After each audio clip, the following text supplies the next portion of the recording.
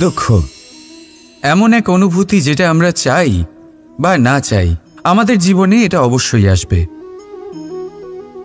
আমাদের মনকে বিব্রত করে তুলবে, আমাদের মনকে বিচলিত করে তুলবে। কখনো ভেবে দেখেছেন এই দুঃখ আমাদের জীবনে কেন আসে, কিভাবে আসে? যদি আপনি মন দিয়ে চিন্তা করেন তাহলে আপনি বুঝতে পারবেন যে এই দুঃখের অনুভূতি পরিস্থিতির থেকে বেশি মানসিকতার থেকে বেশি আশেপাশের লোকজনের সাথে জড়িয়ে। কারণ আশেপাশের লোকজনেরাই আপনার জন্য পরিস্থিতি তৈরি করেন, যা ভালোও হতে পারে আবার খারাপও। আপনার আশেপাশের লোকজনেরাই আপনার মানসিকতাকে প্রভাবিত করে, হয় তাকে ভালো করে অথবা খারাপ করে। আমাদের জীবনের অর্ধেক দুঃখ এই কারণে যে আমরা তাদের উপরে আশা রাখি যাদের ওপরে কোনো আশা রাখা উচিত নয়, আর অর্ধেক দুঃখ এই কারণে যে আমরা তাদের উপরে সন্দেহ করি যাদের ওপর সেটা করা উচিত নয়। তাৎপর্য এটাই যে মানুষকে চেনার চেষ্টা করতে থাকুন। যেদিন আপনি এটা বুঝে যাবেন যে কে সুজন আর কে দুর্জন, সেই দিন এই দুঃখ আপনার জীবন থেকে দূরে কোথাও চলে যাবে। রাধা রাধা। সংসারে অনেক সময় এরকম হয় যে আমরা খুব সমস্যায় থাকি, খুব বিপদের মধ্যে থাকি, আর সেই সমস্ত মানুষ যারা আমাদের কাছের মানুষ, আমাদের আপনজন, তারা আমাদের ত্যাগ করে চলে যান। আমরা এই সময় দুঃখ পাই, নিরাশ হয়ে পড়ি এবং একা একাই সেই সমস্যাকেও কাটিয়ে উঠি। এবার পরিস্থিতি যেমন খুশি হোক না কেন, সেই সব মানুষ যারা এমন সময় আপনাকে ত্যাগ করেছেন তাদের প্রতি ক্রুদ্ধ হওয়া, অভিমান করা, এটা অনুচিত। আমি বলবো তাদের প্রতি কৃতজ্ঞ থাকুন। আমি বলবো তাদের ধন্যবাদ জানান যে তারা এমন সময় আপনার সঙ্গ ত্যাগ করেছেন যখন আপনার তাদের সব থেকে বেশি প্রয়োজন ছিল। কারণ দেখুন, হয় তাদের বিশ্বাস ছিল যে আপনি নিজেই এই বিপদ থেকে বেরিয়ে আসতে পারবেন, বা তাদের ত্যাগ করার জন্য আপনি নিজের উৎসাহ বাড়িয়ে তুললেন, আপনি নিজের শক্তি বাড়ালেন এবং নিজে সেই সমস্যা থেকে বেরিয়ে আসলেন। নিজের খারাপ সময়কে আপনি নিজেই ভালো সময় করে তুললেন। শেষ পর্যন্ত আপনি আরও শক্তিশালী হয়ে উঠলেন, আরও শ্রেষ্ঠ হয়ে উঠলেন। আর এটাই তো আপনার বিজয়, যার কারণ হলো তাদের আপনাকে ত্যাগ করা। তাহলে তাদের ধন্যবাদ জানান আর আমার সাথে ভালোবেসে বলুন রাধা রাধা। জীবনে কখনো কখনো আমরা সেই পরিস্থিতিতে ফেসে যাই যখন আমাদের মনে হয় যে আমাদের নতুন কিছু একটা করতে হবে, কিন্তু আমরা করতে পারি না। কারণ কোথাও না কোথাও আমরা রীতির দ্বারা আবদ্ধ, আর আমরা সেই রীতি ভাঙতে চাই না। কেবল একটাই প্রশ্ন আসে মনে, আশেপাশের মানুষ কি বলবে, আশেপাশের মানুষ কি ভাববে। আপনাকে একটা প্রশ্ন করি, কারা এই মানুষজন? আপনার জন্মের সময় এই মানুষজন কোথায় ছিলেন?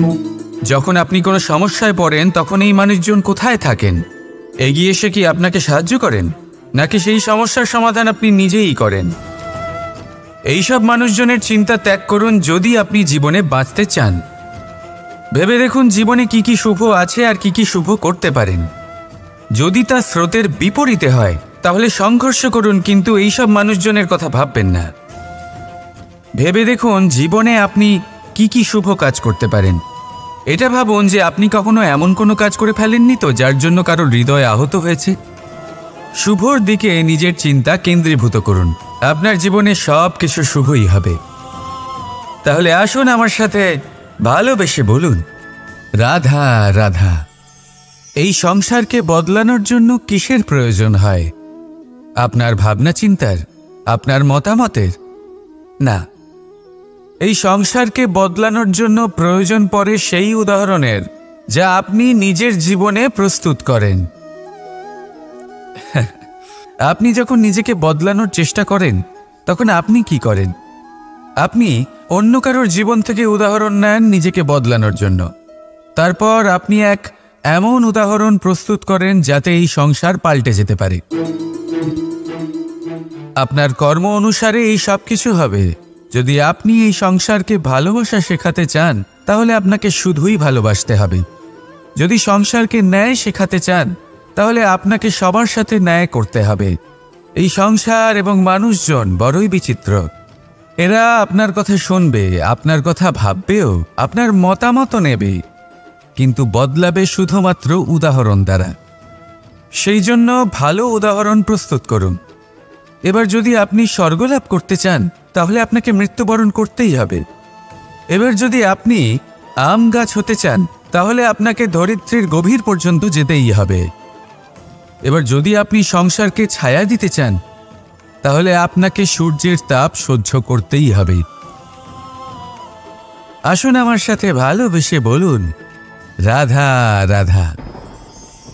ধর্ম এবং প্রেম এই দুই হলো একই মুদ্রার দুই পিঠ। যদি এদের মধ্যে কোনোটা নষ্ট হয়ে যায় তাহলে দ্বিতীয়টাও থাকে না। কখনো ভেবেছেন এমন কেন হয়? তার জন্য আগে আপনাকে বুঝতে হবে যে ধর্ম আসলে কি। ধর্ম সেটাই যা এই সংসারের প্রত্যেক মানুষকে একে অপরের সাথে সুখ এবং শান্তিতে থাকতে প্রেরণা যোগায়। এই প্রেরণার আধার হলো প্রেম। প্রেম সেটাই যা আপনার মধ্যে অন্য কারোর প্রতি করুণাবোধ জাগিয়ে তোলে, সম্মান জাগিয়ে তোলে। এবার যদি প্রেম চলে যায় তাহলে সবার আগে বিনাশ হবে সম্মান আর করুণাবোধের। এবার যেখানে না প্রেম রয়েছে, না সম্মান রয়েছে, না করুণা রয়েছে, সেখানে ধর্ম কিভাবে বাস করবে? অশুভ ইচ্ছে জাগ্রত হয়ে ওঠে, ক্রোধ জাগ্রত হয়ে ওঠে, অহংকার জাগ্রত হয়ে ওঠে, আর তারপর আরম্ভ হয় অধর্মের। তাই যা যা ভাবনা আপনার অন্তরে প্রবেশ করছে করতে দিন, কিন্তু যাই হোক না কেন এই প্রেমকে নিজের থেকে দূরে যেতে দেবেন না। এই প্রেমকে চিরকাল নিজের কাছে রাখুন, নিজের হৃদয়। আর এই প্রেম ভাব নিয়ে বলুন, রাধা রাধা।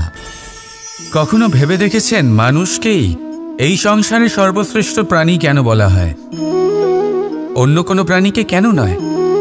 শুধু কি এই জন্যই আমরা চিন্তা করতে পারি, আমাদের কাছে তীক্ষ্ণ বুদ্ধি রয়েছে, কোনো কিছু আবিষ্কার করতে পারি, সেই কারণেই?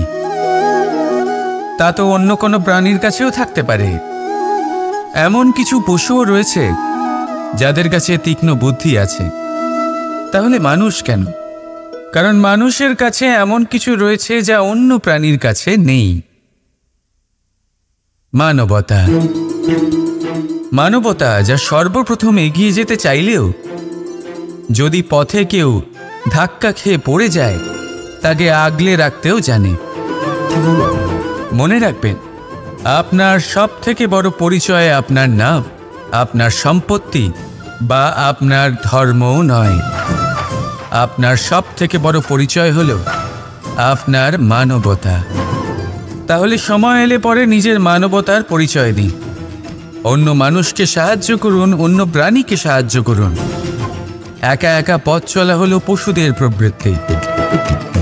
মানুষ হলেন তিনি যিনি অন্যের জন্য প্রাণও দিতে পারেন। মানুষ হলেন তিনি যিনি অন্য মানুষের প্রাণ বাঁচান। সেই মানবতাকে জাগিয়ে তুলুন আর এই জীবন বাঁচতে শুরু করুন। আর হ্যাঁ, আমার সাথে ভালোবেসে বলুন, রাধা রাধা। অনেকে আমাকে অনেকবার জিজ্ঞেস করেছেন যে কানাই, রুক্মিণী হলো তোমার অর্ধাঙ্গিনী, তাহলে কেন ওর এই যাত্রা এত কঠিন হলো? কেন তোমার এই অগাধ অখণ্ড ভালোবাসা পাওয়ার জন্য ওকে এত কঠিন পরীক্ষার সম্মুখীন হতে হলো? আসুন আমি আপনাকে একটা কথা বোঝাই। অগাধ অখণ্ড ভালোবাসার এই পথ তা তো কঠিনই হবে।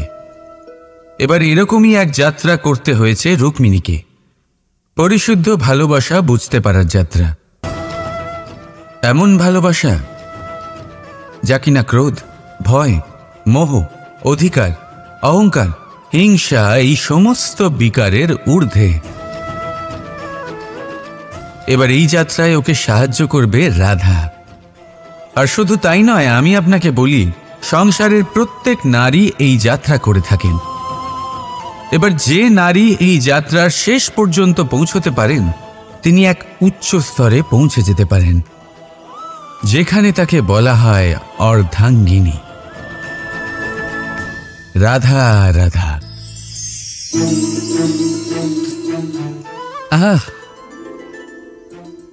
হাত পুড়ে গেল। এবার আপনি বলবেন, কৃষ্ণ এটাই তো হবে, জ্বলন্ত কয়লা ধরতে গেলে হাত তো পুড়ে যাবেই। চলুন, এই বিষয়ে আপনি এটা বললেন, ক্রোধের বিষয়েও কি আপনি এরকমই ভাবেন? অবশ্যই ভাবা উচিত, কারণ ক্রোধ হলো ঠিক এইরকমই। আমরা ভাবি এই জ্বলন্ত কয়লা হাতে তুলে কারোর দিকে যদি আমরা ছুড়ি তার ক্ষতি হবে, কিন্তু সর্বপ্রথম আমাদেরই হাত পুড়ে যাবে। এই ক্রোধ সর্বপ্রথম আপনারই বিনাশ করবে, আপনার আনন্দ কেড়ে নেবে, আপনার শরীর খারাপ করে দেবে, আপনার অস্তিত্বকে পুড়িয়ে ফেলবে। তাই এই ক্রোধের থেকে সাবধানে থাকুন আর ভালোবেসে বলুন, রাধা রাধা। বর্ষা ঋতু শুরু হলেই পাখিদের মধ্যে চাঞ্চল্য বেড়ে যায়, আর সেটা হবে নাই বা কেন।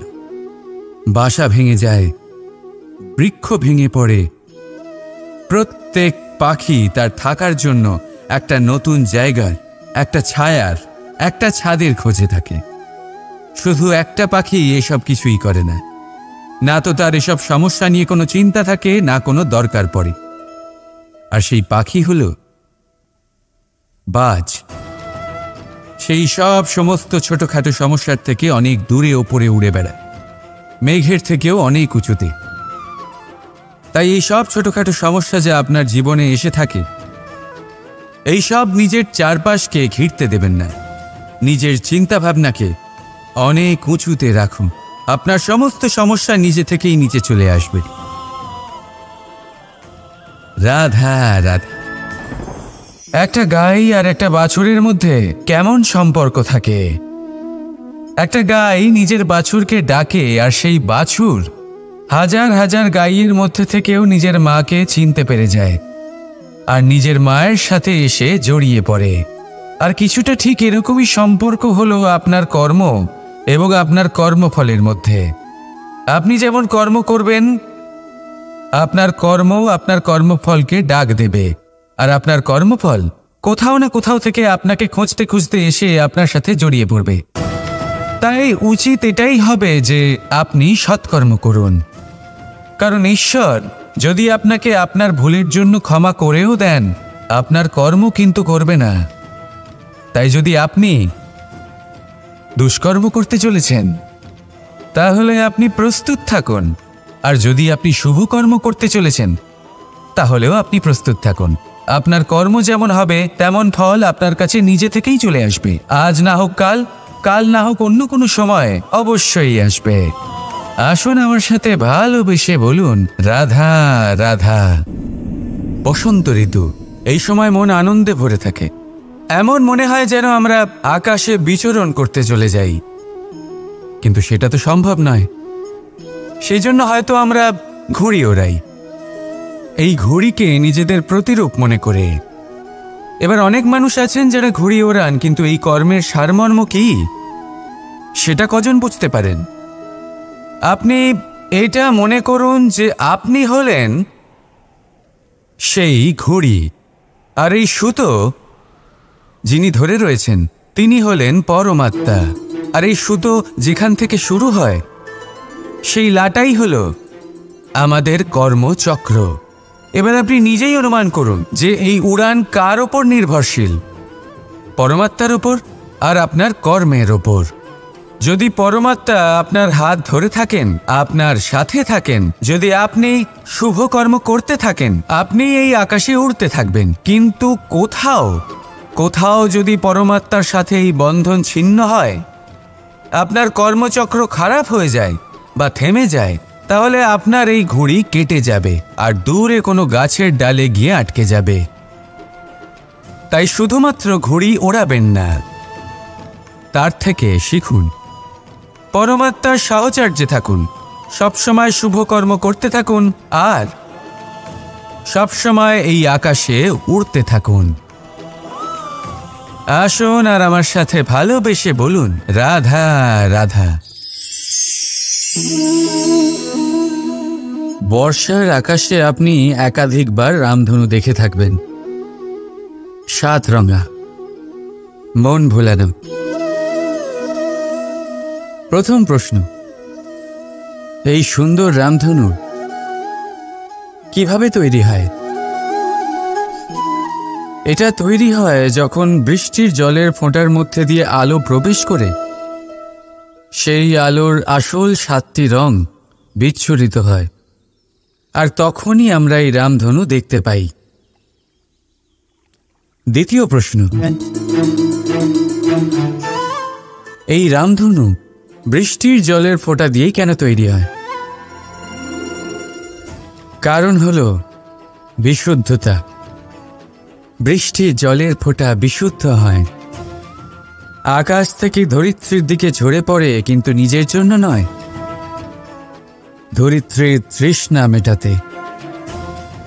আর সেই জন্যই আলোর মতো গতিশীল তরঙ্গকে বিচ্ছুরিত করতে পারে সে, তার আসল স্বরূপ প্রকাশ করে। যদি আপনিও নিঃস্বার্থভাবে পরোপকার করেন, অন্যদের জন্য বাঁচেন, তাহলে বিশ্বাস করুন, কেউ আপনাকে কোনোদিন ঠকাতে পারবে না। বড় বড় প্রহার অসফল হয়ে যাবে যদি আপনার মনের মধ্যে প্রেমের শুদ্ধতা থাকে। রাধা রাধা। এটা কে না চেনে? এটা হলো রুটি। এটাই সেই কারণ যার জন্য মানুষ দিন রাত কঠোর পরিশ্রম করতে থাকে। দেখতে গেলে এই রুটি যদি এমনি পাওয়া যেত, তাহলে মানুষ হয়তো কোনো কাজই করত না, কোনো কষ্টই করত না, জীবনে কোনো পরিশ্রমই করত না। তবে একটা কথা অবশ্যই ঠিক, যে রুটি শুধুমাত্র খিদে মেটায় না, আমাদের জীবনে বড় বড় শিক্ষা দিয়ে যায়। এবার একটু ভেবে দেখুন,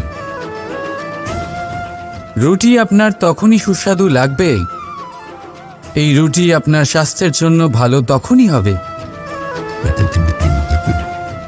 যখন এটা দুদিক থেকেই ভালো করে সেঁকা হবে, তাই না? আমাদের জীবনে সম্পর্কও কিছুটা এরকমই হয়। যদি দুপক্ষ দ্বারাই ভালো করে পালন করা হয়, তবেই আপনি আনন্দ পাবেন। তাই শুধু পাওয়ার জন্যই ব্যাকুল হয়ে উঠবেন না, ফেরত দেওয়াতেও বিশ্বাস রাখুন। কারণ যখন একটা সম্পর্কে দুই পক্ষ থেকেই প্রেম থাকবে, দুই পক্ষ থেকেই করুণা থাকবে, কিছু করার প্রবৃত্তি থাকবে, তবেই সেই সম্পর্ক আপনাকে আনন্দ দেবে।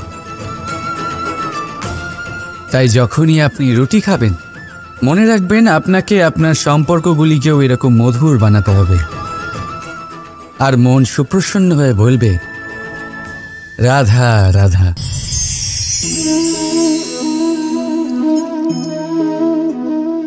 আপনি জীবনে কখনো না কখনো কোনো বৃক্ষকে জল অবশ্যই দিয়েছেন।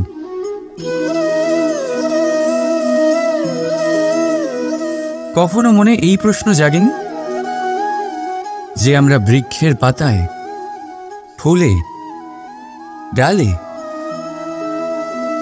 সেগুলোকে তো আমরা কখনো জল দিই না, তাও তাদের কাছে জল কি করে পৌঁছয়?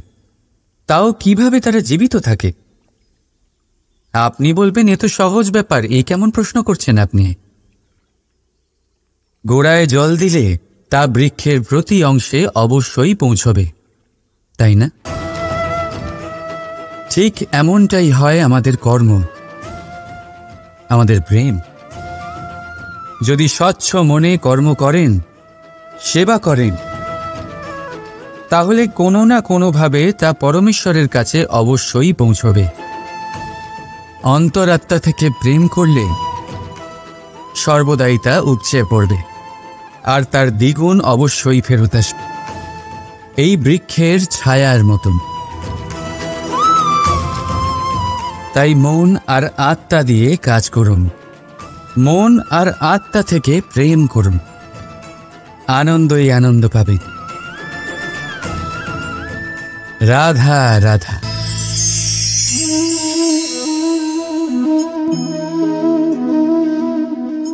দুধ আর মাখন, যদি আমি আপনাকে জিজ্ঞেস করি এই দুইয়ের মধ্যে সম্পর্ক কি, আপনি বলবেন এ তো সহজ ব্যাপার, দুধ থেকেই তো মাখন তৈরি করা হয়। যদি আমি আপনাকে জিজ্ঞেস করি এই দুইয়ের মধ্যে তফাৎ কি, তাহলে কেউ বলবেন একটা তরল হলে অন্যটা খুবই গাঢ়। কেউ বলবেন একজন পিতা আর অন্যজন সন্তান। না, এই দুইয়ের মধ্যে তফাৎ হলো শুদ্ধতার। মাখন দুধের থেকে অনেক বেশি শুদ্ধ। এই বিষয়টা কিছুটা এইভাবে বোঝা যেতে পারে। যদি কোনো পোকা এসে সেই পাত্রে পড়ে যেখানে দুধ আছে, আপনি কি করেন? আপনি সেই দুধ ফেলে দেন। কিন্তু যদি কোনো পোকা এসে সেই পাত্রে পড়ে যেখানে মাখন আছে, তখন আপনি কি করেন? আপনি সেই পোকা বের করে ফেলে দেন। সেই পোকা নোংরা, সেই পোকা দূষিত। আর যদি আমাদের মন তরল হয়, তাহলে এই পোকা আমাদের মন দূষিত করে দেবে, তা নোংরা করে দেবে। কিন্তু যদি আমাদের মন মাখনের মতো শুদ্ধ হয়, তাহলে কুচিন্তা আপনা থেকেই চলে যাবে। তাই মনে রাখবেন, এই সংসারে পোকা অবশ্যই থাকবে। আপনি দুধ হবেন নাকি মাখন, সিদ্ধান্ত আপনার। রাধা রাধা। নারী জন্মসূত্রে কারোর কন্যা, ধর্মসূত্রে কারোর পত্নী, আর কর্মসূত্রে কারোর মা। আমাদের মনে এই ছবি আঁকা রয়েছে একজন নারীকে নিয়ে, তাই না? একটা অতুলনীয় ভূমিকা রয়েছে নারীদের আমাদের জীবনে, আর নারী ছাড়া আমরা কিছুই নই। কিন্তু অধিকার, সেখানে আমরা একটা ভুল করে বসি। যখন নারী একজন কন্যা থাকে, যখন সে জন্ম নেয়, তখন তার উপর অধিকার থাকে তার পিতার। আর তারপর যখন বিয়ে হয়ে যায়, তখন তার অস্তিত্বের উপর অধিকার থাকে তার স্বামীর। আর যখন তিনি মা হন, তখন নিজেই তিনি জীবনের সমস্ত অধিকার দিয়ে দেন তার সন্তানকে। কিন্তু আমরা কি কখনো এটা ভেবেছি এই জীবন হলো তার নিজের? যে নারী সবার কল্যাণ করছেন, তার জীবনের অধিকারও তার কাছেই থাকা উচিত, তাই না? তার নিজের জীবনের সিদ্ধান্ত সে নিজেই নিতে পারেন, নিজেই নিজের ভাগ্যের রচয়িতা হতে পারেন। আর এর জন্য আমাদের নিজেদের পাল্টাতে হবে, দৃষ্টিভঙ্গি পাল্টাতে হবে। কারণ এই ধারণা সেটা আজ বা কালকের ব্যাপার নয়, এটা ঘটে চলেছে বহু বছর ধরে, আর চলতেই থাকবে যদি আমরা এটা না বদলাই। আর এটা তখনই সম্ভব হবে যখন আমরা নিজেদের মধ্যে পরিবর্তন আনব। তাই আজকের পর থেকে, এই মুহূর্ত থেকে, কোনো নারীর ওপর অকারণ অধিকার স্থাপনের আগে সহস্রবার ভেবে দেখবেন। কারণ যখন নারী নিজের অধিকার কেড়ে নিতে বাধ্য হবেন, তখন শুধু এবং শুধুমাত্র বিনাশই ঘটবে।